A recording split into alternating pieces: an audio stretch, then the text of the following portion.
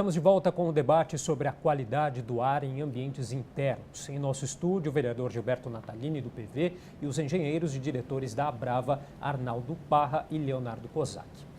Bom, a gente falava um pouquinho aqui sobre os benefícios do ar-condicionado, não apenas para a saúde, mas em termos econômicos também, né? Um equipamento de ar-condicionado, ele também pode economizar energia se tiver uma manutenção bem feita? Ah, com certeza. Olha, estudos técnicos indicam que um equipamento bem mantido, ele pode economizar até da ordem de 40% de energia.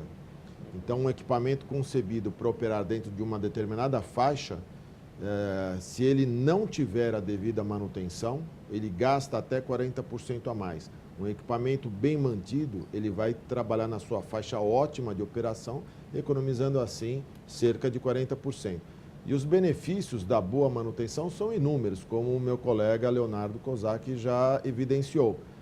Os aspectos de incremento de produtividade, diminuição do absenteísmo, existe a economia de energia desta ordem de 30% a 40%, economiza-se também muita água com o equipamento, quando ele é refrigerado a água, economiza-se muita água, que é tudo o que o governo precisa, economizar energia, economizar água, diminuir atendimentos à saúde na rede pública, ou seja, é uma relação que entendemos de ganha-ganha. A produtividade chega, em alguns casos, a 2,5% quando se trabalha com os equipamentos todos ajustados e nas temperaturas corretas, temperaturas agradáveis, nem muito quente e nem muito frio. Para isso, é evidente que esse é um trabalho que requer realmente conhecimento, mão de obra especializada, mas, como o meu colega também já evidenciou oportunamente, as empresas mais sérias, elas já contam com o seu corpo de manutenção, já contratam empresas especializadas no que tange a manutenção preventiva desses equipamentos. O que é necessário que entendemos é um pouquinho mais de ajuste, uma melhora nessa prestação de serviço, de modo a que possamos, assim, efetivamente garantir a boa qualidade do ar para todas as pessoas que convivem em ambientes climatizados.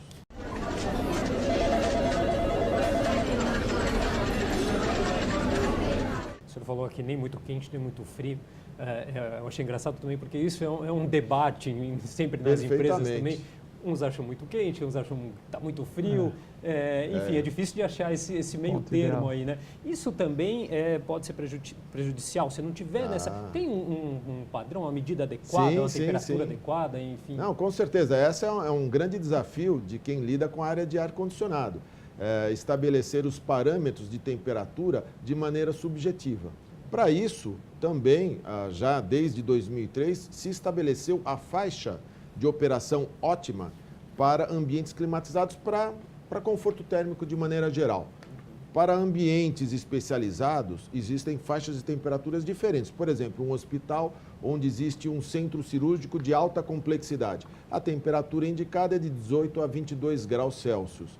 Já para o ambiente de uso laboral, ambientes somente para conforto térmico, espaços destinados ao comércio de maneira geral, existe a norma da Anvisa, a RE09, desde 2003, que estabelece que a temperatura adequada é de 23 a 26 graus Celsius, que é uma temperatura nem muito quente e nem muito fria. Entretanto, eu chamo a atenção que muitas vezes nós passamos pela definição o que é conforto térmico. Conforto térmico, existem normas internacionais, inclusive, que elas definem como um estado de espírito que a pessoa sente ao entrar num determinado ambiente. Então, se torna, de fato, algum grau de subjetividade. Por isso, as normas prevêem que, para um edifício ser entendido como de boa qualidade, 80% daquela população que está naquele ambiente climatizado precisa estar se sentindo confortável. É interessante isso, não é? Mas é por quê? Porque mesmo uma faixa de operação com algum range de 23 a 26, podem existir pessoas que insistem em não gostar daquela faixa de temperatura, prefere mais quente ou prefere mais frio. Agora, tem uma outra questão de muitas empresas em que, às vezes, a temperatura precisa ser adequada para o ser humano e diferentemente adequada para equipamentos, né? Em muitos lugares a gente tem esse problema, né? Como ajustar isso aí também, né? De fato, esse requerimento ele sempre existiu. Por exemplo, o ser humano uma câmara fria, um exemplo. Como é que vai entrar? Aí ele tem que utilizar o que chamamos de EPI, um equipamento de proteção individual, por exemplo, uma japona, para adentrar uma câmara fria de resfriados ou mesmo de congelados. Mas aí são ambientes extremos e que são regidos por outras normas. Existe a norma NR17, por exemplo, que trata sobre trabalho em condições de temperaturas extremas. Da mesma maneira, do lado mais quente, quem trabalha, por exemplo, numa fundição, na beira de um cadinho incandescente, ele tem que usar uma roupa de revestimento refratário para isso. Mas aí já não se trata bem do conforto térmico, são regulamentos específicos. De modo geral, os ambientes, todos esses de uso mais comum da população, que é o foco da legislação em si, né? Prover a boa qualidade do ar, de maneira geral, para a população que nós temos aqui, da sua grande maioria. Essas temperaturas, aí sim, elas se referem à norma RE09. E, Leonardo, a gente conversava aqui durante o intervalo, né? Quantos edifícios tem ar-condicionado aqui em São Paulo? Quer dizer, como eu falei no início do programa também, é um assunto ainda pouco discutido, a gente pode dizer, aqui no Brasil, até para fazer esse levantamento de dados, né? Não se tem com muita precisão muitos dados em relação a essa questão, né? Não temos ainda o número de ambientes climatizados, sabemos que cada vez mais as pessoas vivem em ambientes fechados por causa do clima, também por causa de segurança, que dos locais que a gente vive cada vez mais a gente se fecha, por causa também do custo das cidades, o custo imobiliário, do metro quadrado. Hoje cada vez mais vivemos em ambientes menores, então isso tudo impacta na qualidade do ar. É importante frisar que todo esse tema qualidade do ar interno, a gente foca muito no sistema de ar-condicionado, que ele é um grande aliado para melhorar essa qualidade do ar, mas existem outros agentes que podem impactar na qualidade do ar interno, como, por exemplo, o uso de produtos químicos de limpeza, que produto que você está usando na sua casa, está usando um cloro que vai liberar algum gás que vai afetar a saúde das pessoas, como é o aspirador de pó da residência ou de um local de trabalho, aí ele está só tirando a sujeira de um local e jogando no ar, é preferível deixar a sujeira quieta lá do que espalhar, então ele tem que ter um bom sistema de filtragem.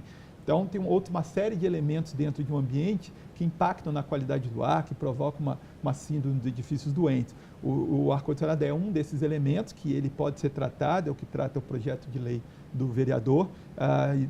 Existem outros fatores que devem ser alertados, que a população tem que ter consciência, que podem impactar e já impactam na qualidade de vida das pessoas atualmente. Quer dizer, né, vereador, o ar-condicionado pode ser aí um vilão dos piores ou um aliado indispensável se bem usado, né? Exatamente.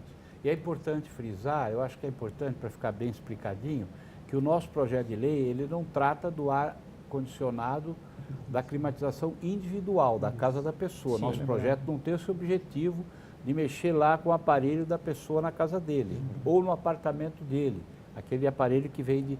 Mas é o ar condicionado do edifício público, seja privado, seja o edifício propriamente pertencente ao poder público. Então é uma coisa mais coletiva, né? Porque senão as pessoas, puxa, mas vão mexer, vão vir aqui, entendeu? Não é, mas serve também de alerta para quem tem ar-condicionado em casa, tomar também os seus cuidados com aquele aparelho ali, quer dizer, não é instalar e esquecer, abandonar, não pode fazer isso. Muito bom, a gente já está se encaminhando para o final do programa. Eu gostaria de uma consideração final dos senhores em relação a esse assunto, porque é importante a gente falar sobre isso, qual que é a expectativa aí que a gente tem, que a gente pode ter, né, em relação a esse assunto. Vou começar pelo Arnaldo. Pois não.